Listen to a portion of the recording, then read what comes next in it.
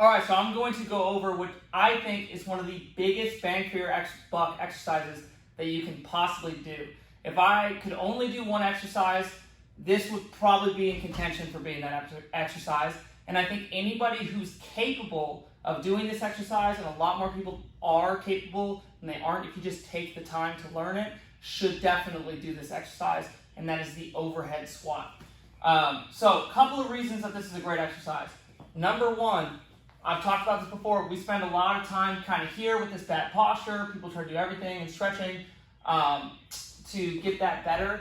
This is a great exercise. You cannot do this exercise with rounded shoulders and a rounded upper back. You have to be able to extend your back, to open up your chest, to pull your rib cage forward. And if you're not doing that, it's not going to be pretty. It's going to be very uncomfortable for you. So that's a great thing.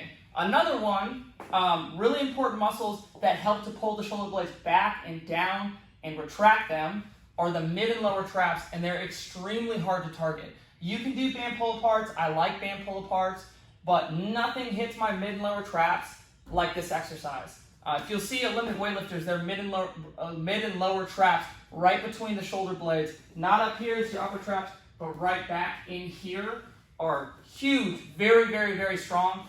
And this is a big reason why. So that's another huge part of it. And then lastly, you need great form on your squat in order to do this exercise. So it's kind of self-limiting, self-correcting in and of itself. If you're off a little bit in your squat form, you're going to have to ditch the bar. It's going to get really uncomfortable. So it's just a great exercise to teach the squat. If you can do the overhead squat, front squats, back squats, no problem at all for you. So strong upper back, strong upper body, strong lower body. It requires great mobility. You can see why this is such a great bang for your buck exercise. Now, in terms of how to do it, I have some other videos on that, working on the snatch balance and the behind the neck press and that kind of stuff. I'll go over it pretty briefly. Your grip is going to be as wide as you need it to be right in your hip crease. Okay? So go ahead and find that. Then from there, you can put it in the rack, put it on your back, and you would press it up overhead. This is one of the big mistakes people make, is they want their elbows facing the ceiling and their head back. You can't overhead squat like this. It's gonna be real tough. Unless you have crazy mobile ankles, probably not gonna work, and most people don't. So what you're actually gonna wanna do is bring the head and chest forward, open your chest, okay? Relax the shoulders a little bit, and try to hug your shoulder blades close to your rib cage, or you can even squeeze them together. And when you do that, if you're looking in a mirror going forward, what you're gonna notice is you can see the creases of your elbows.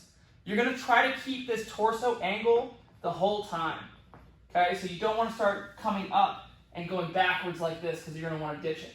From here, you drive the knees out, the hips back, you pull your torso between your legs, you're pressing up into the bar, you're not relaxed in the upper body at all, and you drive down as deep as you possibly can in the squat. The goal is hamstrings touching the calf.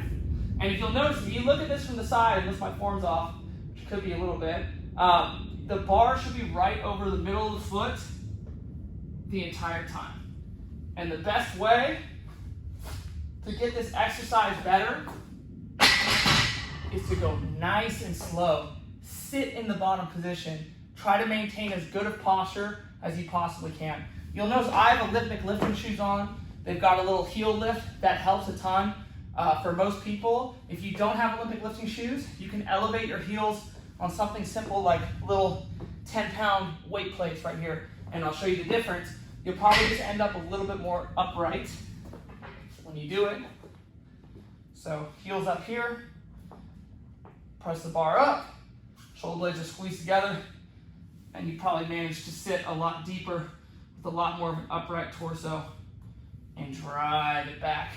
If you're feeling this exercise, your shoulders up here, you're holding it with your shoulders, you probably got that elbow up situation going on, so really just try to let your upper back hold the weight. Now, a good variation and also a good warm-up that you can learn is, number one, band passovers, so going up, over, pressing the band as far away from your body as you possibly can. And then same thing on the way up. Don't go fast with these and just go down like this. You do some band pull aparts too, so maybe 5, 5, 5 to kind of activate your upper back.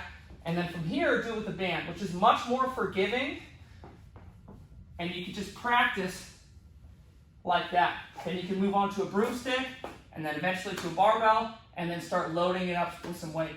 But I would strongly recommend that you start learning the overhead squat. I think it's a fantastic exercise. Again, all other squat variations are going to be very easy for you. You're going to have a nice, strong upper back, probably end up with really good shoulder mobility, really good hip, ankle, knee mobility, and really good posture if you nail this exercise. So that's why I think the overhead squat is a must-do for most people.